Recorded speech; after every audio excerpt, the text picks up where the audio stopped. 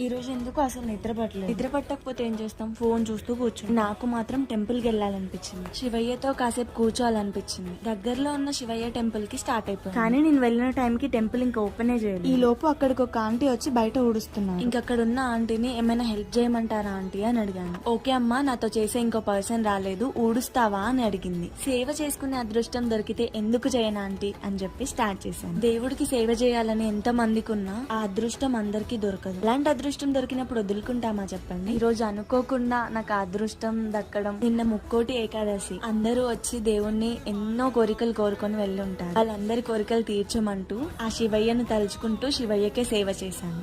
అక్కడ రోజు సేవ చేసుకునే ఆంటీతో కాసేపు ముచ్చట్లేస్తూ కూర్చున్నాను. ఇంకా అక్కడికి వచ్చిన పూజారి కూడా చాలా బాగా మాట్లాడారు. మానవ సేవే మాధవ సేవ, అలాంటి మాధవుడికే నువ్వు సేవ చేస్తున్నావు తల్లి అంటే నాకు చాలా హ్యాపీగా. ఆ శివయ్యకి సేవ చేసుకునే అదృష్టం దక్కినందుకు నేను చాలా హ్యాపీగా ఫీల్ అయ్యాను. ఇంకా మనసు నిండా సంతోషం నింపుకొని రిటర్న్ అయిపోయాను.